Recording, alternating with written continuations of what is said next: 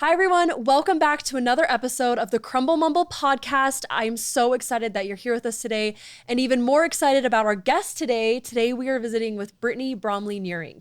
She's our Chief Communication Officer for Crumbl. Yes. And she is one of the icons of Crumbl HQ. Oh my gosh, yes. Tell everyone. Genuinely. Yes, the icons. Yeah. Everyone here knows Brit. People online know about Britney. She's fantastic. So well, I'm just old news. Stoked. I've been here whatever. a minute. I'm old news. That's why people know. Okay, well, tell us a little bit about yourself, Britnee. Like, how did you get to Crumbl? When did you get to Crumbl? What led you here? Yeah, All I mean, I'm like I said, one of the old school peeps. I was like employee number 8 at Crumbl HQ. Wild. So my first week, I think we were opening store number 10, and now we're preparing to open 600. Yeah. So it's been just like. I was hired in the training department, then I oversaw training and marketing, and then I oversaw marketing, and then and all things within that. And I mean, it's been crazy. Now I focus on just building out our comms and reputation. And so, yeah, I just like to build.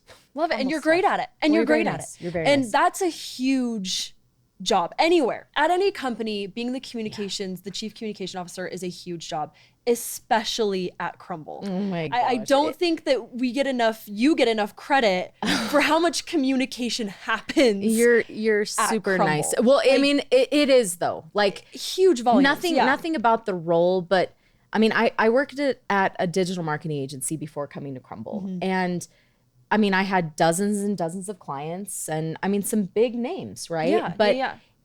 if we got 10 comments on our clients' social, profiles or content or whatever, it was like, yeah, we did it. And with Crumbl, it's been just this wild influx of exactly what you said, like communication and opinions. And I mean, it's like the biggest blessing for Crumbl. Oh, for sure. Last week was our birthday week, right? Yes, and yes. I mean, on a single post from last week, we had over 100,000 comments. It's so cool. I mean, granted, that was for our giveaway, right? Our big five 1-year surprise. Still. Yeah. And so seeing that switch for you from, 10 comments was a win, which is amazing, to now it's hundreds of thousands of comments on a single post. Just wild. Yeah, crazy. So give us a little bit of insight on a few different things, how you've seen that growth manifest since you started being employee number 8. Yeah. Crazy.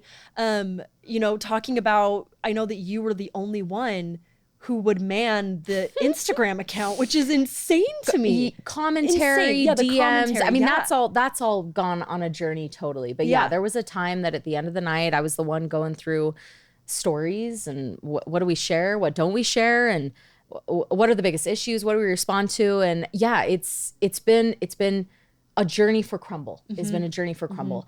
I think from the very beginning, we've had such intention on listening to the customer. Like you look at our origin story and the fact that Sawyer and Jason, our co-founders, went out and they were asking people, which do you prefer, this or that? And that core competency and like identity for Crumbl has just continued on through our socials, where when people are creating user-generated content, when people are giving us opinions on flavors, and let me tell you, they give us opinions and we see them, we love them, we appreciate them. Yes.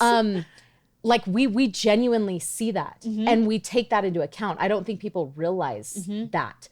So Sunday nights, 6 p.m., if you ever want to be the most entertained you've ever been in your life, just go on to any social media platform for Crumbl, Mountain Standard Time, 6 p.m. Yeah. And just look at people's opinions. And we just know we are taking all of that and we're reporting it up the chain. What is it that people are wanting to see? What are they excited about? Wow, how can we take that and implement that in future lineups? I mean, we genuinely take the time to listen to customer feedback. And we have a whole team to show it. To do that, to respond to the comments, the DMs and everything. Yes. And we talked on our episode with Chelsea about how each comment is tallied up. Yes. To then improve the next reiteration of that cookie. It's true. And that kind of pattern is something that we implement all over, right? In all of our comments, all of our DMs. Yes. Everything. What are policies that you want changed? And and of course, I mean, what's interesting about Crumbl is that we have 2 customers, really. There are families, individuals who have invested their lives in opening a Crumbl store. Yeah. And so we need to think about them and make sure that we're protecting those individuals, those families, all of those things, as well as doing what's right for the customer. So we're constantly walking this this line and Totally, we take yeah. all the feedback from all sides and we just make the best decisions that we can. Yeah, totally. So speaking of that, right? Speaking of opinions that come through and commentary and everything. Ooh, we love commentary. There have been some hot topics that have come through Crumbl's doors on socials, right? We love the tea. Are we gonna spill the tea? We're gonna get it. Yeah, we're gonna spill it. We're gonna spill it all over. Oh, good. Because you've been at the center of every, crisis or every anything that Crumbl has been through. You've been right in the thick of every single one of them. Oh, I'm exhausted. I'm exhausted. She's tired. She's tired. But I think this episode is really going to be unique because we're hearing right from you, who you've been at the head of all of this. Yeah. Right? Yeah. Yeah. So let's do it. So yeah, let's do it. Okay, first thing, I'm going to bring up just a few things that maybe have happened in the past, things that might have happened more recently. Cool. We can just get your insight on it. Let's do it. First one, bolts and cookies. Oh, good. Right? We saw a slew of TikToks come through for a while, right? Where it's like, and not even just bolts, but like bolts or screws or just things, like things in people's cookies. Yes. How, what was that like being at the head of communications, right? Being the person who's communicating with the public. Yeah. And the public is saying, hi, we have objects in our cookies. Yes. Like, how did you manage that? And what was your thought process and everything? Yeah. I mean, first and foremost, it's important. I can't help but call out context. Okay. So, Crumbl is 5 years old. And a lot of people don't know that. A lot of people don't realize that. We are still in a very real way humans, many of us, I mean, young entrepreneurs, young professionals, which I think is such a beautiful part about Crumbl, is that that's why we can be so innovative and crazy and fun and all of those things, because a lot of us are young here, right? Yeah. So there's the context of like continued processes to be built. Secondly, there is the context of volume. We are still understanding by industry sharing and understanding from other businesses that do concepts like we do, which is freshly baked in store, freshly made in store. Yeah. Like, what is an acceptable percentage? I mean, really, zero. You want zero issues to happen with a cookie. Yes. Now, when you're selling 1 million cookies a day, and which you that, by the way, is not an exaggeration. That literally at least a million cookies a day.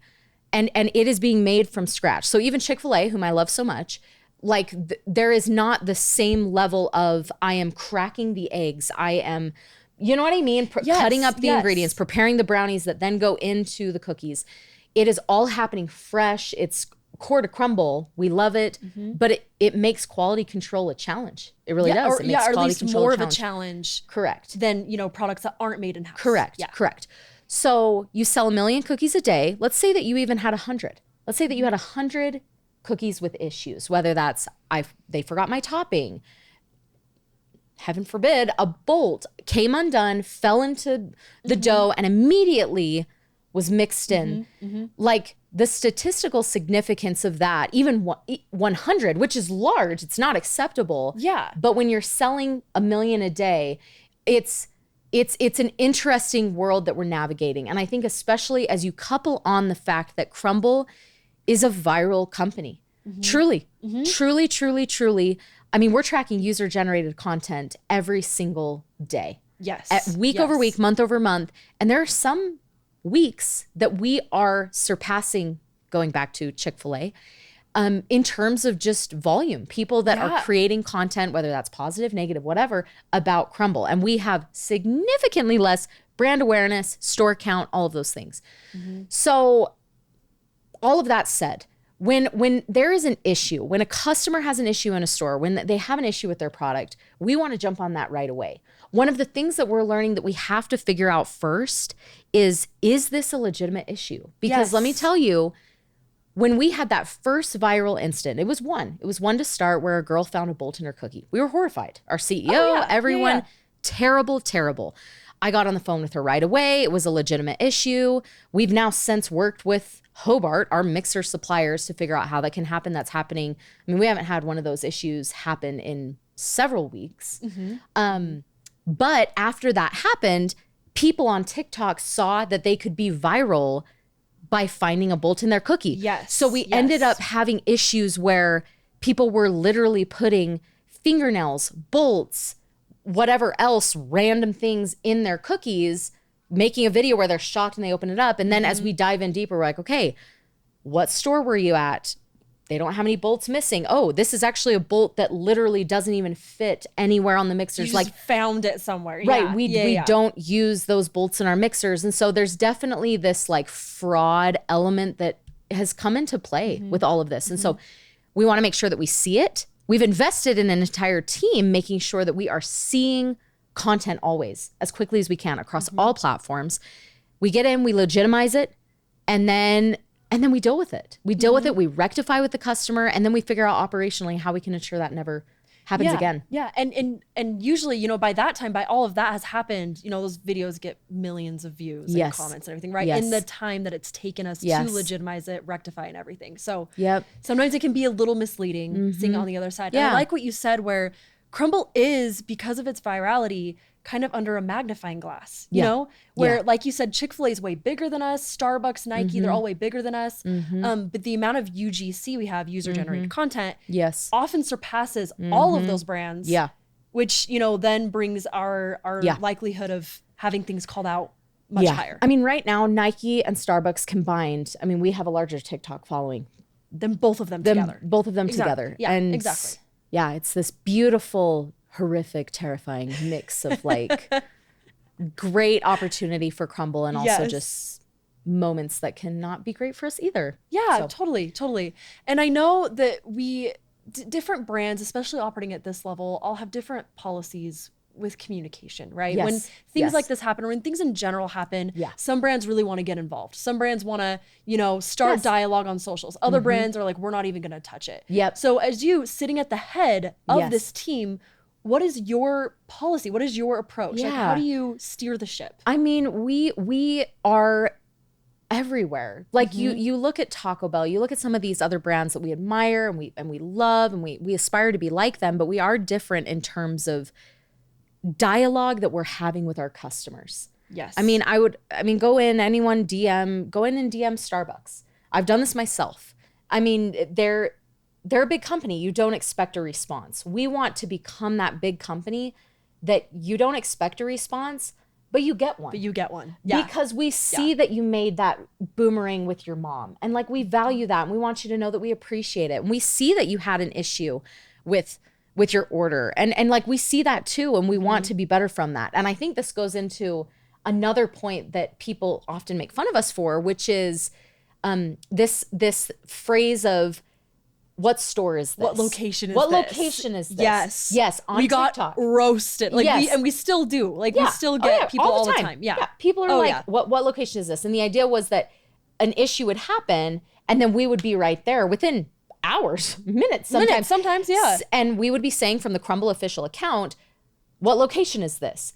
And what people didn't realize from that is that we have invested in a fleet of part-time people, a literal fleet. I mean, we've got 22 people who are literally looking all day, every day at your content and your problems. And we take all of that together and we escalate it. And we then take that feedback back to stores. We take it into our operational, meetings and how can we make things better? So I would love for that narrative to change at some point in time, because we care about that. We're not just going to ignore a video where someone is hating on our product like other brands have chosen to do, because it is an investment for sure. And it's that can be a scary place too, to be so visible and involved on socials from an account as large as ours. Totally. And again, with how much of a magnifying glass we have on us. Every move I feel like is being watched. I feel like sometimes, it does feel like which is a great thing and sometimes a stressful thing, right? Yes. So totally understand. And I'm glad that we have you at the helm. Oh my gosh. That we have you steering the ship. Everyone here is awesome. Yeah, we've got a great team. We've got a great company. We do. It's awesome. Okay, last question. Yes. This is the hardest question I ask. And I've said that every episode and it still proves to be the hardest question. What's your favorite Crumbl cookie flavor? Oh my gosh, Anna, that's not hard. Some people throw a part of my core identity. I know this every minute. I love when we work with a brand. Anna oversees partnerships. She's often working with brands. Oreo, whatever. But Hershey, Reese's. yeah, Sour Patch Kids. When we are working with those people and I take a bite of a cookie and it's like such a celebration of what that nostalgic flavor is. I love that. I love our waffle for that reason. I love our cornbread for that reason. Sour Patch Kids was cool. That was a fun partnership. And I mean, I'm always going to just love our Oreos too. So I mean, I love the partnership celebratory cookies. That's my answer. Love it. I'm with you. I think they're great. Okay. Well, thank you for being with us today. Thank you for having me. Of Thank you all. course. Really, like, I love our customers. We all do. We all do. We love you guys. We're obsessed with you. Okay. Even when you create viral videos that I have to clean up. Thank you. All right. Thank you, Britnee, for being here. And we'll see you guys on the next episode. Bye. Bye.